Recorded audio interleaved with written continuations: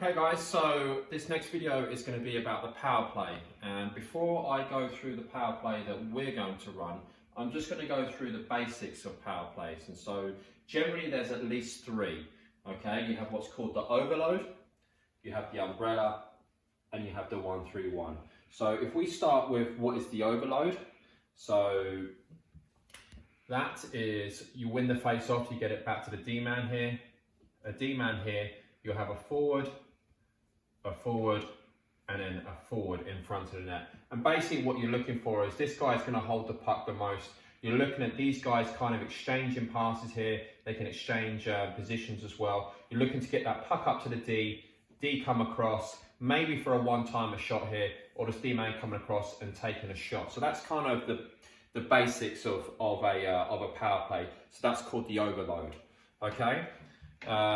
So that was kind of used first, I guess, and then what happened over time is that teams started going into what's called an umbrella.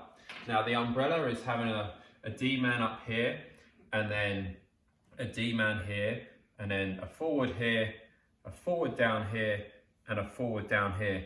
And basically you're playing, it's called an umbrella because you kind of have this half circle at the top here. And for the most part, what this is this D-man controlling the puck here, and what it does to the penalty kill, it switches them from what they would usually have a box. So basically what happened was when you had the overload, the penalty kill would just go into a box. So then it evolved. So then they started going to umbrella. So now what was happening is that this person would have the puck here, and either one of these had to decide to go out to them. If this person decided to go out, then they would just pass it over to here and open this up here. If this person decided to go out, then you pass it over to this defenseman here and create a shot. Whether it's an umbrella, an overload, or what I'm about to show you, the 1-3-1, a power play is about creating 2-on-1s because you have that one-man advantage, okay? So everything that we're doing here is trying to create a 2-on-1 within the zone, trying to make sure that we can isolate one of their players and take advantage of one of those players, all right? So we've gone through the overload, we've gone through the umbrella, so we have 1, 2, 3, 4, 5, and now this is the 1-3-1. So this is something that you're gonna find that a lot of NHL teams do, all right? And basically how this is set up is that you will have a forward here, a forward in front of the net, a forward here, a D-man here, and either a forward or a D-man here. So it's 1, 3, 1. And what you're looking for here is this guy can jump out. You can make a pass to him here. This guy can be, they call this guy the bumper. So the reason why this guy's here and is known as the bumper, because he's always an outlet for any person that gets the puck. So if this guy has the puck here, he can always give it to this guy if these guys are marked, and he can pass it back. Again, passing the puck to the bumper, he can bump it back to here, he can bump it back to here. If the puck's over here, you turn around, you can bump it to this guy, or if you bump it to him, he can bump it off to here. So he's kind of that middle guy. He's not necessarily a scoring threat at first, but he's the bumper. So he's the one that is constantly looking to kind of, if someone doesn't have a passing option, it's the bumper that gets involved here and helps them out, all right? So with the 1-3-1, generally what you're looking for is having, and this forward here, what you're kind of looking for is for these guys to play a 2-on-1 at the top here, these guys to play a 2-on-1, so it's kind of a merge of an umbrella and an overload. It's a little bit the same there, okay? And then this forward here, he can jump out. So if this guy has the puck, you've got a pass here, he can jump out, and then he can also hit this guy. So what I told about this guy being a bumper, for the most part, he is someone that is trying to just relieve the pressure a little bit, but he's also a scoring option if the puck does go down low as well. So that's called the 1-3-1. Now, the power play that we're going to run is a mixture of the 1-3-1 and the overload. And this is something that we done with our 13s last year. And hopefully we started it with our 13s last year. And so now with a lot more practice, we can certainly get it better. So what we're looking for here is our D-man, winger. So let's not go wingers, let's go forwards. Forward, forward, forward, all right? What has to happen here is this guy is going to come out and be an outlet for this person here. This person here If you have the puck, you can pass to the D-man, you can pass to the middle, and you can pass to this forward down here as well. Forward, whenever this guy has the puck down here, I want you coming out here so you can be a safety valve for him, all right? If the puck goes up here, you come back to the front of the net.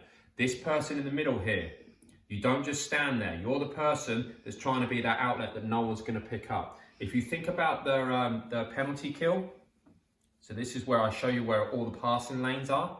They're going to have, let's say, a guy here, a guy here, guy here, and a guy here. We have a forward. We have a forward. And we have a forward here. All right? So this person, if you can't get it up to him, there's always this play here. If this guy decides to come down and take this play, you can go up to here. If you find yourself being forced down, this forward can come out and then you can play a 2-on-1 here. One of the plays, or quite a few of the plays that we were playing last year, is we would have our forward here, our D-man, our forward playing a little bit higher and our forward in front of the net. What we were looking for is for these guys to play catch, so these two are passing the puck.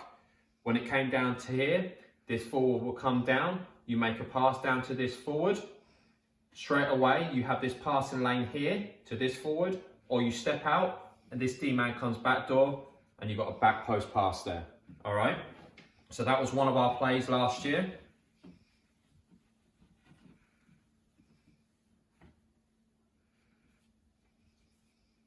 Another one of our plays last year was pretty much the same thing. These guys are passing the puck to each other. If this guy decides to take, if this defenseman here decides to take away this lane here, and this forward decides to take away this lane here, so this, say our forwards come down, this one that's come out here, and he takes away here, then we have this lane here.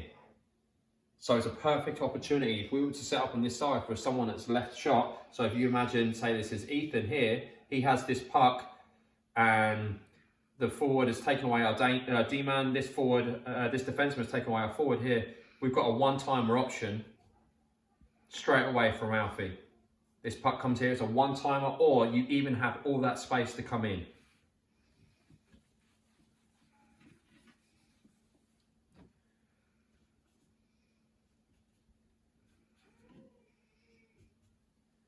If this puck comes down to here and we move it quick,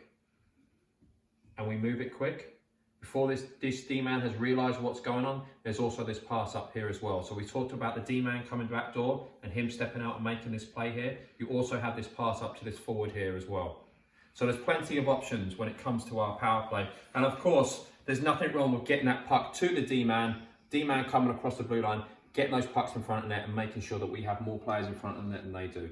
So the essence of a power play, whether it be an overload, an umbrella, or a 1-3-1, or ours, which is kind of an overload / 1-3-1, you're always trying to create those 2-on-1s in the zone. For some of the guys that were doing the power play with Dean last year, his message was so correct, and it's so basic, but it's so important. You've got 2 minutes to score a goal. It doesn't have to be done quick. If you score in the last 10 seconds of a 2-minute power play, it works just as well as whether you score in the first 5 seconds of a power play. It's important that this does not get rushed. You've got time to set up. You do have to move the puck, but not overly quick. We want to make sure that we can tire out the penalty kill so that it creates an opportunity for us to have a good scoring chances. We don't need to be taking shots from here or taking shots from here or trying to stuff plays that aren't there, trying to make passes that aren't there. You have time to do it. But it's important we move that puck when it is there and we move it quick. So that's something at the start of the season for our power play we're really going to go into. And what it does is that if you have a good power play, the opposition now don't want to take penalties on you because they're scared of your power play. If they don't want to take penalties on you, what tends to happen is they play less aggressive and they give you more space 5-on-5. So power play is a huge part of what we're going to be doing moving forward. All right, guys? That's the power play.